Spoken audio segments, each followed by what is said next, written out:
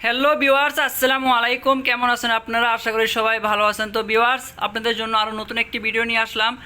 আজকের ভিডিওতে কথা বলবো যে সকল ভাইদের শরীরে উত্তেজনা আসে না, হাত পায়ে শক্তি পায় না, শারীরিক এবং মানসিকভাবে খুবই দুর্বল, বিশেষ করে যারা বিয়ে করেছেন তাদের একটা অভিযোগ যে তাদের শরীরে কোনো ধরনের উত্তেজনা আসে না বা আসলেও বেশিক্ষণ থাকে না।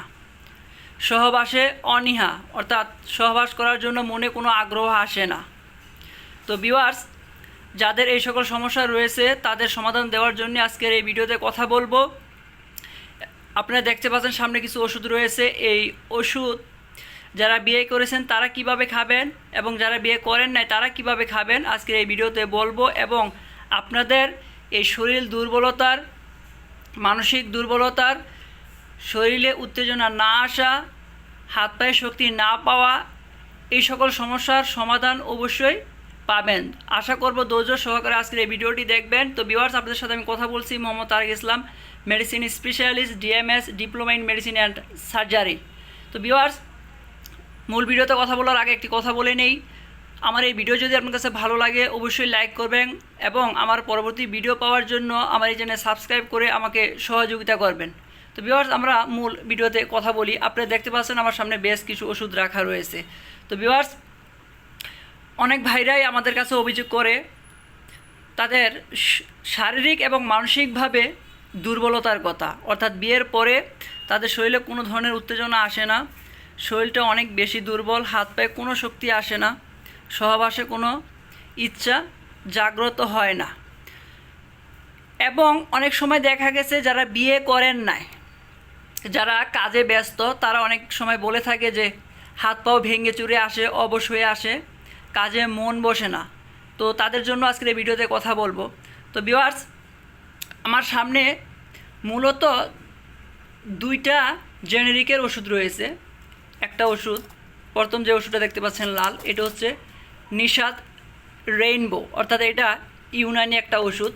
পাশে আপনারা যে ওষুধটি দেখতে পাচ্ছেন এটা হচ্ছে নিউরালজিন একটা ওষুধ, এটা ইবনে সিনা কোম্পানির একটা ওষুধ নিউরালজিন। ভিউয়ার্স, এটার যে জেনেরিক আপনারা দেখতে পাচ্ছেন ভিটামিন B1, B6 এবং B12। তো ভিউয়ার্স, এটা এক ধরনের নিউরোপ্যাথি ভিটামিন, আমরা যেটা রোগের ভিটামিন বলে থাকি বাংলা ভাষায়।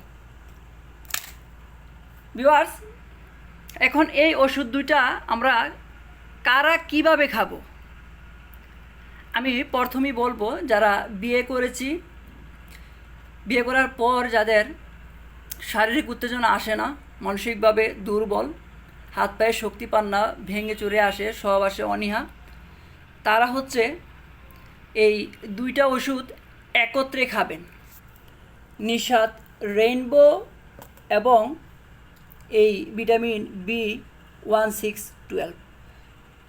ভিউয়ার্স, আপনাদের ক্ষেত্রে জানানো হচ্ছে যে নিশাদ রেইনবো একটি হয়, কিন্তু আমাদের এই নিউরালজিন অর্থাৎ B1612 এটা আমাদের প্রায় সব কোম্পানির রয়েছে।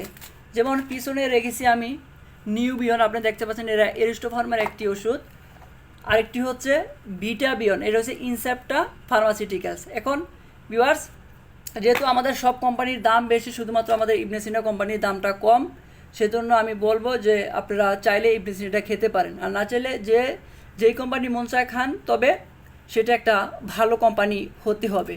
তো ভিউয়ার্স, ইবনে সিনা কোম্পানির এটার দাম হচ্ছে মাত্র 6 টাকা পিস, আর অন্যান্য যে কোম্পানিগুলো আছে এগুলো সব 10 টাকা পিস। তো ভিউয়ার্স, যেটা বলছিলাম যে যারা বিয়ে করেছেন তারা এই দুইটা ওষুধ একত্রে খাবেন। কিভাবে খাবেন?